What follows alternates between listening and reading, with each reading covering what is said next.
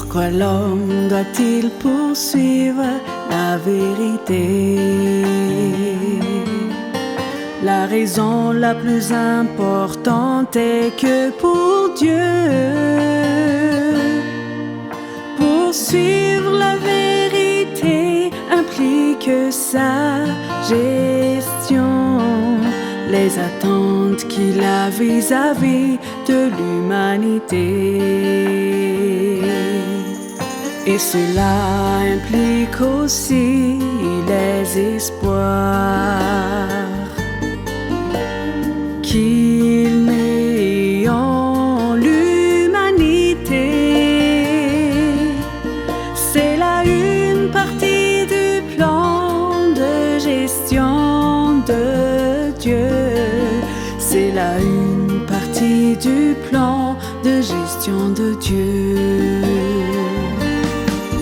Qui que tu sois et quelle que soit la durée de ta croyance en Dieu, si tu ne poursuis pas la vérité ou si tu ne l'aimes pas, tu finiras inévitablement par être celui qui doit être éliminé.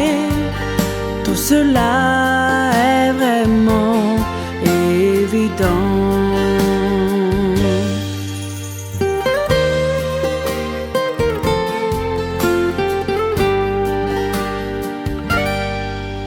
Il y a 3 étapes dans l'œuvre que Dieu accomplit. Dieu a eu un plan de gestion depuis qu'il a créé l'humanité. Et il a mis en place chacune des étapes de ce plan, l'une après l'autre dans l'humanité. Et il a guidé l'humanité pas à pas jusqu'au moment présent. Comme ses efforts minutieux et le prix qu'il a payé sont grands, et comme il a enduré pendant longtemps, dans le but ultime d'imprégner l'homme des vérités qu'il exprime et de chaque facette des critères de ses exigences, qu'il dit à l'humanité, transformant tout cela en la vie et la réalité de l'homme. Tel que Dieu voit tout cela, il s'agit de quelque chose de vraiment important.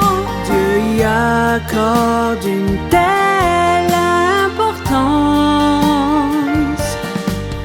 Tel que Dieu voit tout cela, il s'agit de quelque chose de vraiment important. Dieu y accorde une telle importance.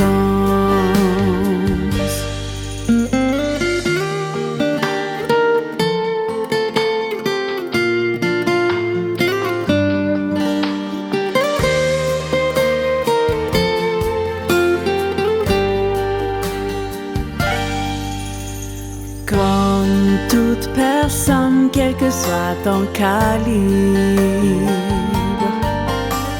quel que soit ton âge ou la durée de ta croyance en Dieu,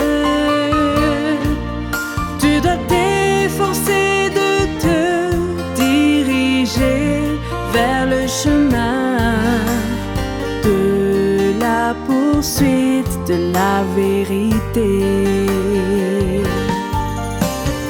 Tu ne devrais pas mettre l'accent sur les moindres raisons objectives. Tu devrais poursuivre la vérité de manière inconditionnelle. Ne passe pas ton temps à ne rien faire.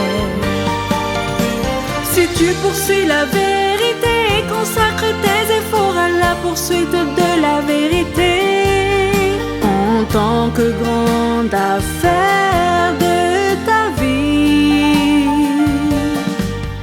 Il se peut que la vérité que tu gagneras et que tu pourras atteindre dans ta poursuite ne soit pas ce que tu as souhaité.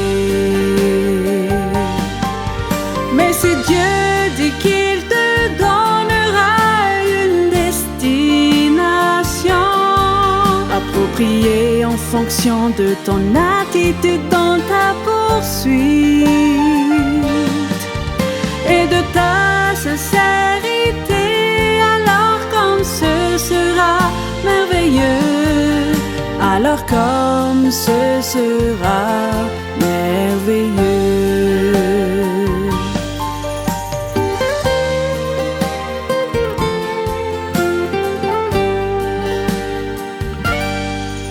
Pour l'instant, ne te concentre pas sur ta destination